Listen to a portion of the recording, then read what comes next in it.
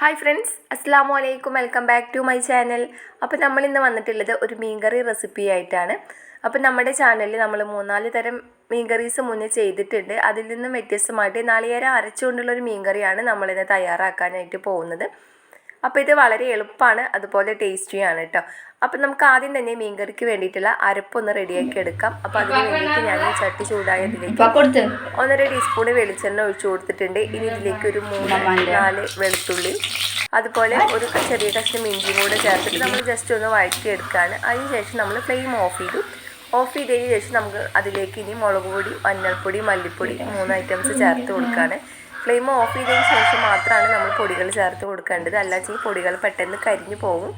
അപ്പോൾ ആ ഓയിലിൻ്റെ ചൂടും അതുപോലെ പാത്രത്തിൻ്റെ ചൂടിലായിട്ട് നമ്മൾ പൊടികൾ മൂത്ത് കിട്ടും. അപ്പോൾ അതുകൊണ്ട് ഫ്ലെയിം ഓഫ് ചെയ്തുകൊണ്ട് കുഴപ്പമില്ല. ഇതെല്ലാവർക്കും അറിയുന്നുണ്ടാവും, ഇനി അറിയാത്ത കുട്ടികൾക്ക് വേണ്ടിയിട്ട് പറഞ്ഞു തരികയാണ് കേട്ടോ. അപ്പോൾ നമ്മളിത് ഇവിടെ 1/2 ടീസ്പൂണ് മഞ്ഞൾപ്പൊടി, 2 ടീസ്പൂൺ മുളക് പൊടി, 1 ടീസ്പൂണ് മല്ലിപ്പൊടിയാണ് ഞാൻ ചേർത്ത് കൊടുത്തിട്ടുള്ളത്. ഇതിന് നമ്മൾ നന്നായിട്ട് എല്ലാം ഇട്ടിട്ട് വഴറ്റി കൊടുത്തിട്ട് ചൂടാറിയതിന് ശേഷം നമുക്കിതൊന്ന് അരച്ചെടുക്കാം. അപ്പോൾ ഇതിന് വേണ്ടിയിട്ട് നമ്മൾ നാളികേരം എടുത്തിട്ടുണ്ട്.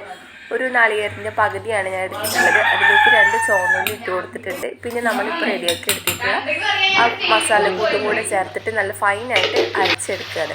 അപ്പോൾ നമ്മുടെ മീൻകറിയുടെ മെയിൻ സംഭവം ഇവിടെ റെഡി ആയി കഴിഞ്ഞു.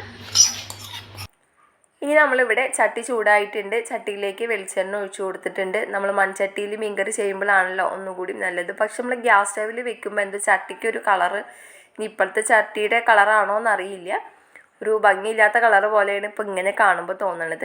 അപ്പോൾ നമ്മൾ ചട്ടി ചൂടായപ്പോൾ അതിലേക്ക് ഒരു 1/4 ടീസ്പൂൺ ഉലുവ ഇട്ട് കൊടുത്തു. ഒരു 10 ചുവന്നുള്ളി ചെറുതായി കട്ട് ചെയ്ത് ഇട്ട് കൊടുത്തു. ചുവന്നുള്ളി പകുതി വാടിയതിന് ശേഷം നമ്മളതിലേക്ക് 2 പച്ചമുളക് കീറിയിട്ട് കൊടുത്തു, അല്പം വേപ്പിലയും പിന്നെ ഒരു വലിയ തക്കാളിയും കൂടെ ഇട്ട് കൊടുത്തിട്ട് നന്നായിട്ടൊന്ന് വഴറ്റിയെടുക്കുകയാണ്. അപ്പം നമ്മൾ തക്കാളി ഞാനിവിടെ ഒരു വലുതാണ് എടുത്തിട്ടുള്ളത്. നിങ്ങൾക്ക് ചെറുതാണെങ്കിൽ 2 ചേർത്ത് കൊടുക്കാം. പിന്നെ നിങ്ങൾ യൂസ് ചെയ്യണ മീൻ ഒരു കുറേ കറിയൊക്കെ ഉണ്ടാക്കണമെന്നുണ്ടെങ്കിൽ ഇതിനേക്കാൾ കൂടുതൽ എല്ലാ ഇൻഗ്രീഡിയൻസിനും മാറ്റം വരുത്തിയാൽ മതി. അപ്പോൾ തക്കാളി നന്നായി വാടി ഉടഞ്ഞ് വന്നതിന് ശേഷം നമ്മൾ അരപ്പ് ഇതിലേക്ക് ചേർത്ത് കൊടുത്തിട്ടുണ്ട്. ഇനിയിപ്പം നന്നായിട്ടൊന്ന് മിക്സ് ചെയ്ത് കൊടുക്കാം. ഇനി നമ്മളിതിലേക്ക് പുളി, ഏത് പുളിയാണോ യൂസ് ചെയ്യേണ്ടത്, ഇനി മാങ്ങയാണോ, എന്തായാലും നമുക്ക് ഇനി അരപ്പ് നന്നായി മിക്സ് ചെയ്ത് കൊടുത്തതിന് ശേഷം നമുക്ക് ചേർത്ത് കൊടുക്കാം.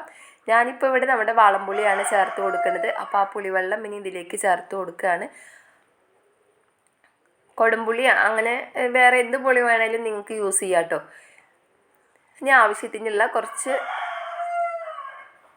വെള്ളം കൂടെ നമ്മൾ ചേർത്ത് കൊടുത്ത് നമുക്ക് എന്തോരം കട്ടി വേണം കറിക്ക് എന്നുള്ളതിനനുസരിച്ച്, കറി എന്തോരം വേണം എന്നുള്ളതിനനുസരിച്ച് നമുക്ക് വെള്ളം ചേർത്ത് കൊടുക്കാം.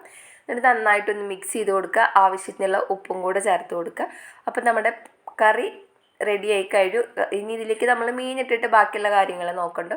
ഇനി ഇതാ നമ്മുടെ കറി നന്നായിട്ടൊന്ന് തിളച്ച് വന്നിട്ടുണ്ട്. നന്നായിട്ടൊന്ന് തിളയ്ക്കണം. അതിന് ശേഷം നമ്മളിതിലേക്ക് മീനിട്ട് കൊടുക്കാൻ പാടുള്ളൂ കേട്ടോ. പെട്ടെന്ന് ഒരു തള വരുമ്പോൾ തന്നെ നമ്മൾ മീനിട്ട് കൊടുക്കരുത്. നന്നായിട്ടൊന്ന് തിളച്ചതിന് ശേഷം, ഞാനിവിടെ ചാളയാണ് കേട്ടോ മീനിൽ നിന്ന് എടുത്തിട്ടുള്ളത്. അപ്പം നമ്മൾ മീനിനെ അതിലേക്ക് ഇട്ട് കൊടുക്കുകയാണ്. അപ്പോൾ നിങ്ങൾക്ക് ഏത് മീൻ വേണമെങ്കിലും യൂസ് ചെയ്യാം കേട്ടോ. അപ്പോൾ വലിയ ചാള ആയതുകൊണ്ട് മുളക് കറി വെച്ചാൽ ഒരു ഇഷ്ടം ഉണ്ടാവില്ല. പൊതുവേ ഇവിടെ മീൻ ഇഷ്ടമില്ല, എന്നാലും ഇപ്പോൾ ഉമ്മയും ഹസ്സൊക്കെ മീനില്ലാതെ പറ്റാത്ത ആൾക്കാരാണ്. അപ്പോൾ നമ്മൾ ഇങ്ങനെ ആയിട്ടാണ്, വലിയ ചാളയൊക്കെ ആകുമ്പോൾ ഇങ്ങനെ വെക്കാം. അതല്ലെങ്കിൽ അതിലോ വേറെ ഏതെങ്കിലും മീൻ നാളികേരം അരച്ച് വെക്കുന്ന ഏത് മീനും നമുക്കിതുപോലെ വെക്കാം കേട്ടോ.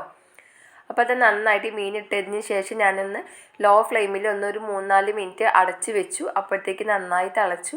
ഇനി ഞാൻ ഫ്ലെയിം ഒന്ന് കുറച്ച് വെച്ചിട്ട് മൂടി തുറന്ന് വെച്ചിട്ടുണ്ട്. ഇനി ഇങ്ങനെ ഒരു 3-4 മിനിറ്റും കൂടെ ഒന്ന് തിളച്ച് കഴിഞ്ഞാൽ നമ്മളെ മീൻകറി ഇവിടെ റെഡി ആയി കഴിഞ്ഞു. ഞാനിപ്പോൾ ഫ്ലെയിം ഓഫ് ചെയ്തു. എന്നിട്ട് നമ്മളതിലേക്ക് കുറച്ച് പച്ച വെളിച്ചെണ്ണയും വേപ്പിലയും കൂടെ ഇട്ട് കൊടുത്തപ്പോൾ നമ്മുടെ മീൻകറി ഇവിടെ റെഡി ആയിട്ടുണ്ട്. അടിപൊളി ടേസ്റ്റി ആയിട്ടുള്ള മീൻകറിയാണ്. മീൻകറി ഇഷ്ടമുള്ള എല്ലാവർക്കും ഇത് ഇഷ്ടമാവും. അപ്പോൾ എല്ലാവരും ഇതൊന്ന് ട്രൈ ചെയ്ത് നോക്കുക. ഫീഡ്ബാക്ക് നമ്മുടെ കമൻറ്റ് ബോക്സിൽ കമൻറ്റ് ചെയ്യാനായിട്ട് മറക്കരുത്. അപ്പോൾ ഇനി വ്യത്യസ്തമായ മറ്റൊരു വീഡിയോയിലൂടെ കാണുന്നത് വരെ എല്ലാവർക്കും അസ്സലാമു അലൈക്കും ആൻഡ് താങ്ക് യു.